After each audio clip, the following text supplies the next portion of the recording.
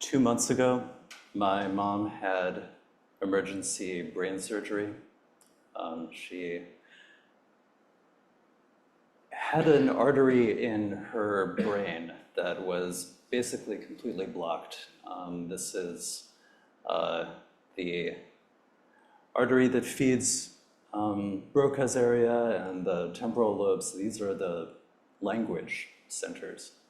And language is my mother's whole life. She's a scholar of philosophy and law and religion. Reading and writing are her whole career. So this was especially scary for her. She had surgery on a Monday. Keishan and I went into Mount Sinai, and it's supposed to be, 6 to 8 hours. It took 10 hours. We were just waiting and waiting and waiting in the big waiting area that they have there. And finally, we found out that she was done and in the next building over, and we went and sat with her until she woke up. And when she woke up, she couldn't speak at all,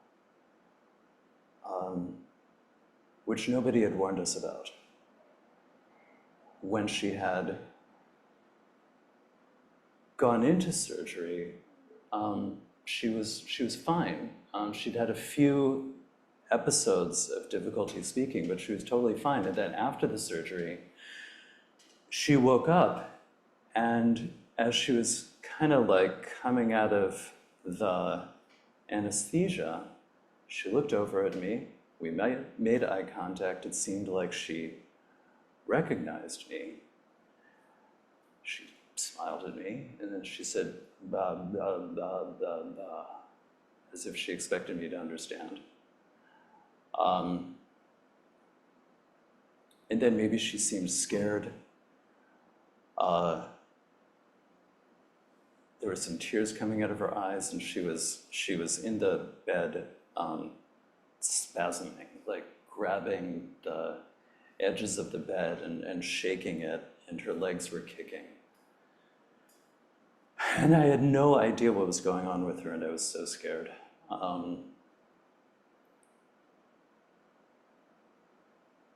And it said, can you point to some part of you that's not comfortable? And she couldn't seem to understand what I was saying. She would look at me and she would nod, but then she wouldn't comprehend, or she couldn't express anything. And she had this huge bandage around her head, and she kept reaching up to like scratch behind the bandage and pull at the bandage. And I kept grabbing her hand and putting it down and saying, "It's okay, just be patient, leave that bandage alone. I don't know why you can't talk. I think it's probably just the anesthesia. You'll probably be able to talk soon. Just relax. Just be patient. Just keep waiting, Mom. I think you're gonna be okay. Leave the bandage alone." And we did this for hours. At some point, she finally kind of evaded me and pulled her bandage off, and it was just heavy with blood. It was just soaked with blood, and her pillow was soaked with blood.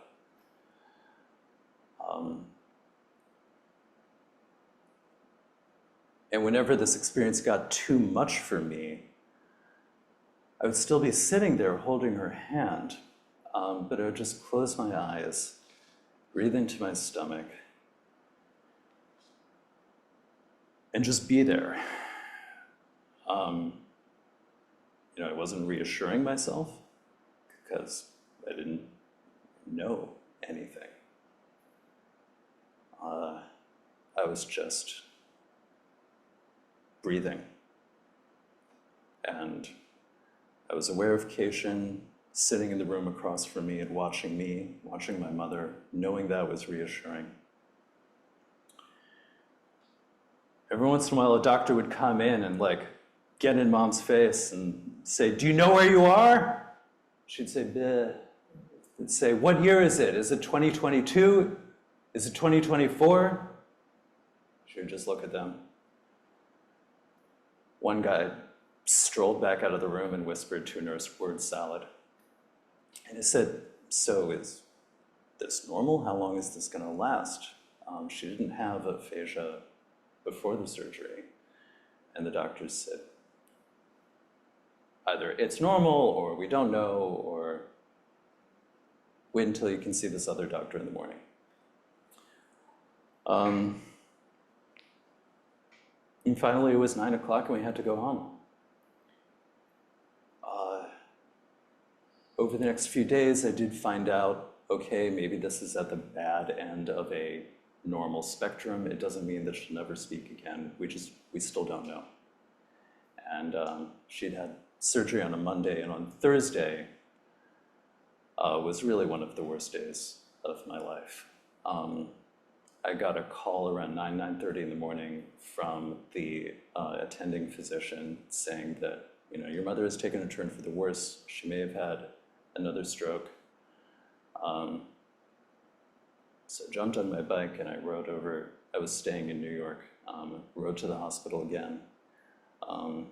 Jennifer was upstate. I got her on the phone, and we talked to the doctor. What happened? Not sure, but what little language ability and responsiveness she had is gone.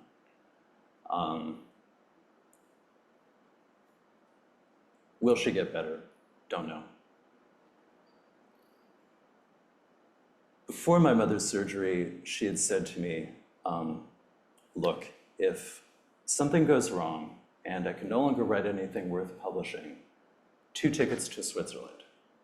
Meaning, we were going to go to Switzerland together for assisted suicide. And so this was on my mind the whole time.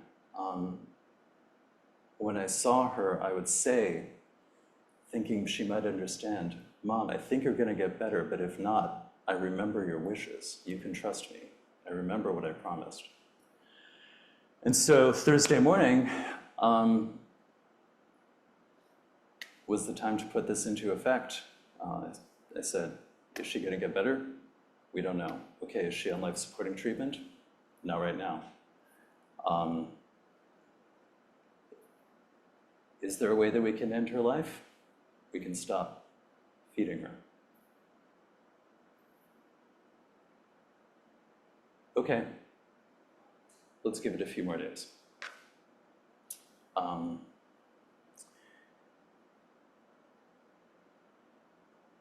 And then she started talking. That Sunday morning, 7 days after her surgery, I was home in the city, and while I was in the shower, Mom called, and when I got out, I picked up her voicemail, and she said, very carefully, "Hi, Jesse, it's Dina. Could you bring some coffee when you come?" And that was the first full sentence I'd heard from her in almost a week.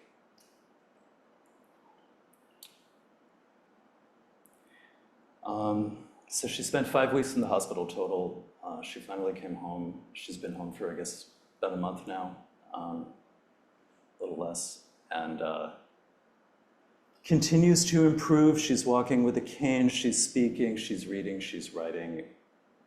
Definitely still affected by the surgery, but also definitely not the worst that we had feared. And so I'm telling you this story because this is about Zen training. This is about why are we meditating? How can we use this training? How can we get it in our bodies such that when the shit hits the fan, we can put it into practice without thinking about it? Sometimes the old Zen texts seem to think that there's no point to meditation, that kind of seem to make fun of people who think that there is a purpose to meditation. Every once in a while there will be a story about some monk who thinks that meditation makes your mind like a perfect mirror that just reflects reality with no judgment, with no opinion, and this seems great.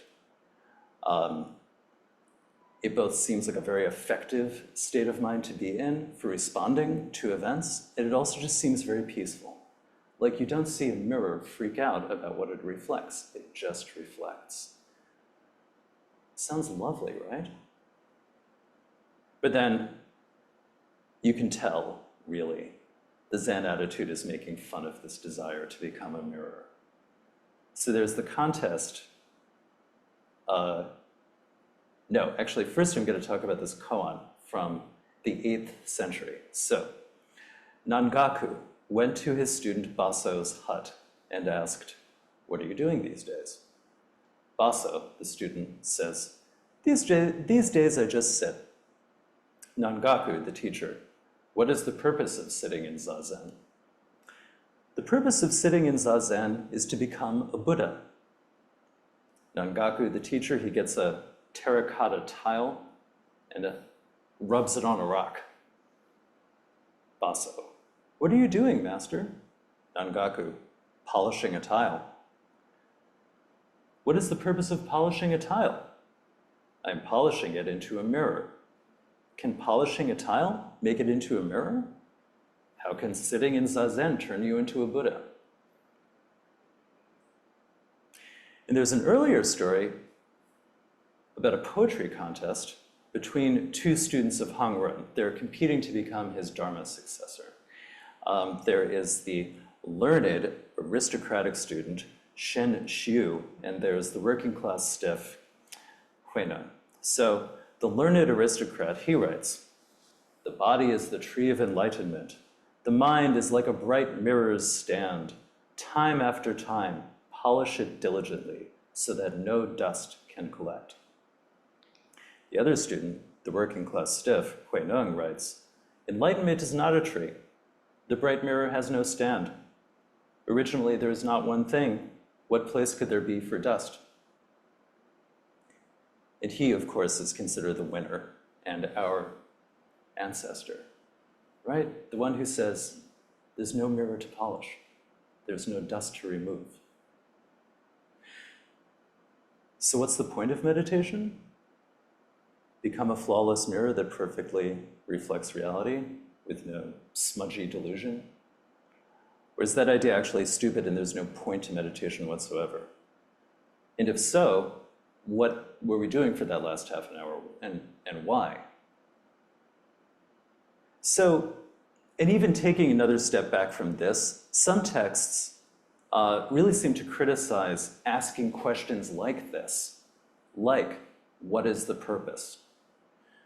There's the koan where Jizo asks Hogen, what's the point of going on a pilgrimage? And Hogen says, I don't know. Jizo says, not knowing is most intimate. So should we be asking this at all? Should we be trying to know what is the purpose of meditation or not? Now, look, I'm Jewish. I can't help asking questions like this, analyzing texts, getting myself involved in the arguments. There's a 2,000-year-old Jewish joke about this. So somebody who is considering converting to Judaism goes to the Rabbi Shammai and asks, explain to me the whole Torah while I stand on one foot. Shammai is offended and chases him out.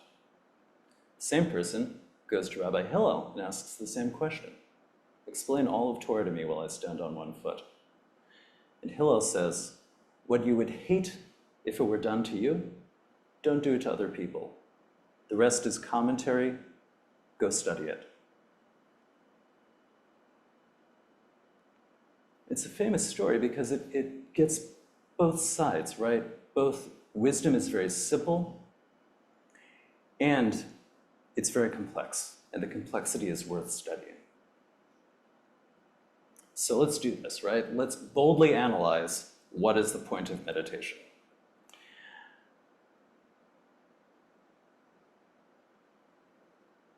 Here's one answer. We are likely to experience old age and sickness, and we are definitely going to die. And most of us experience some anxiety about this. So maybe the purpose of meditation is to resolve this anxiety. In the old stories about Buddha, yes, for him, resolving this anxiety was the thing that motivated him to meditate. When he had been studying meditation for 6 or 7 years, he had learned yoga and magical powers, and he had almost starved himself to death. And he sat under a tree and made the vow that he would not get up again until he had resolved this anxiety about sickness and old age and death.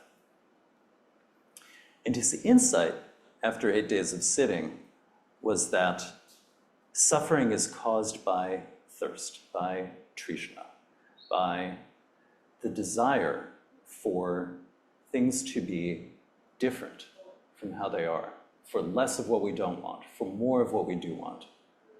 And that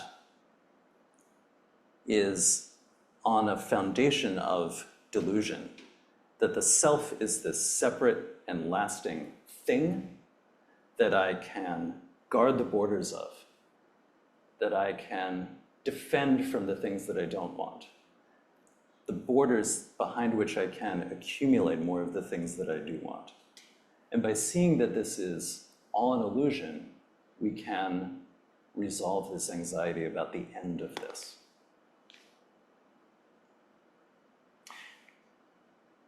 The monk Dogen had actually kind of a similar story. So he's the founder of our lineage in Japan. He was born around 1200. When he was 2, his father died. And when he was 7, his mother died, leaving him an orphan. And at his mother's funeral, he watched the incense rise up into the air and disappear. And he was devastated. Does this happen to everybody? Does this happen to everything? Will this happen to me? How do I understand this? How do I live with this knowledge? So that was what initially drove him to the monastery. Now, in the 1700 years between the lifetime of Buddha and of Dogen, a lot had been written down, and Dogen read a lot of this stuff. He was a big scholar, and he read all of these paradoxical texts, like there's no mirror for dust to settle on, or meditating to become like a Buddha is like polishing a tile to make it a mirror. It's hopeless. And he thought, okay, there's something they're not telling me. Why are we doing this? He traveled from Japan to China when he was 23 and traveled around China for 4 years. And he found this teacher, Ru Jing, who seemed to him to have the real deal original Chinese Buddhism. And he studied with Ru Jing and had a great insight. And his insight was, practice and enlightenment are the same thing. He wrote, "To suppose that practice and realization are not one is a view of those outside the way. In Buddha Dharma, they are one and the same, because practice within realization occurs at the moment of practice. The practice of beginner's mind is itself the entire original realization." When I first heard this slogan, I found it completely uninspiring. Practice is enlightenment. Kind of pissed me off. At 22, I was miserable, I was depressed, I was smoking pot every day, I was failing at my job, I hated myself. And I turned to meditation for help, right? Something that would fix me.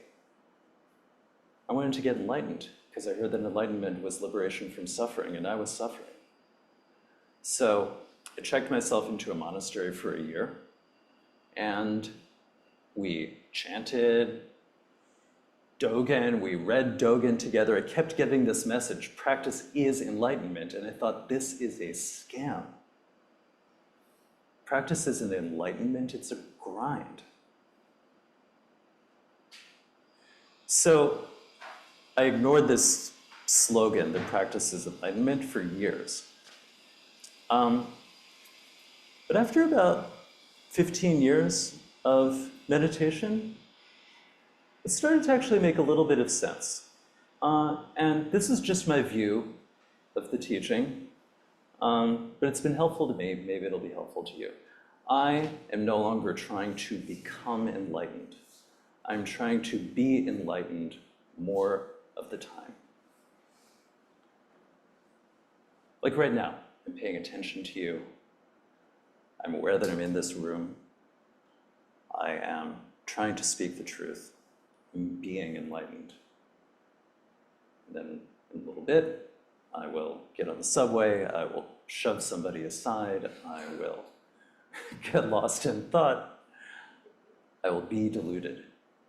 And then I will come to, and then I will be enlightened again. And for sure, after spending so many years of practice, both sitting cross-legged and staring at the floor and everyday practice, I am being enlightened more often than I was before.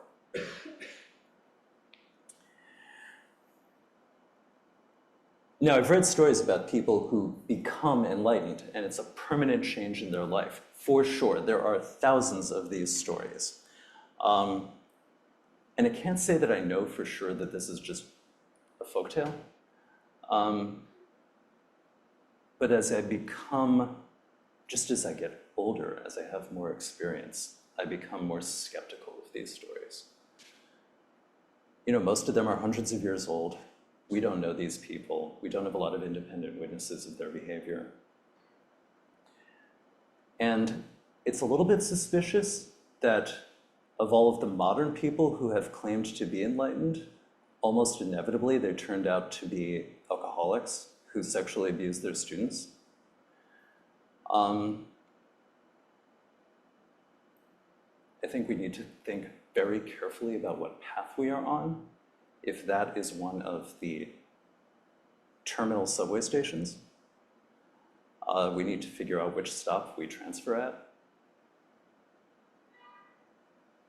And I think we also just need to question whether this mindset of achieving some lasting change as opposed to practicing being enlightened now, what effects those two things have in the long run on who we are and how we treat other people.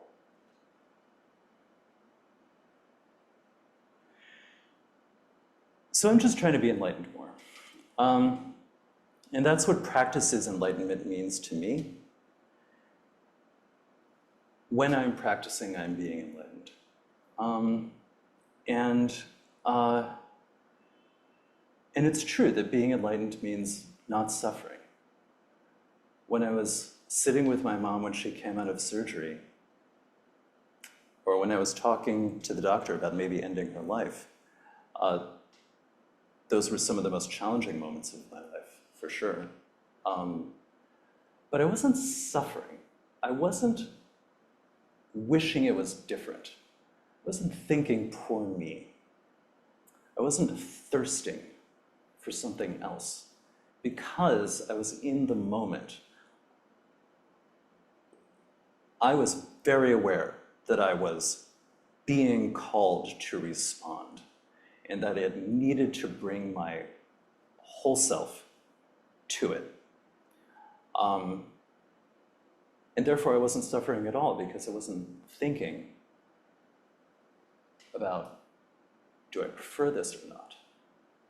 I was just responding.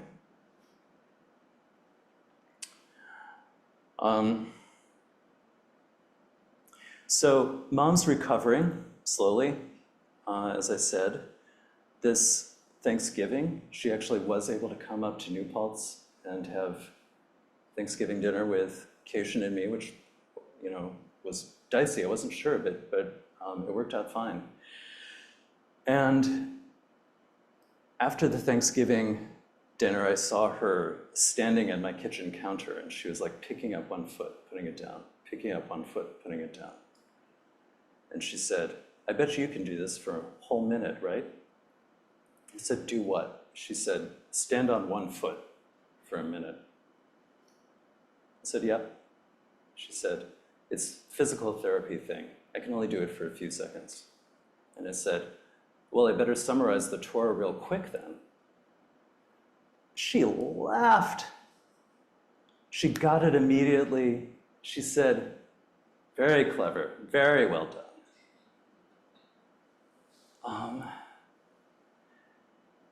And I was aware, and I am aware, that that my mother is just about the only person I know who would get that joke, that I can make that joke too. And I didn't know if she was gone or not. And she's back.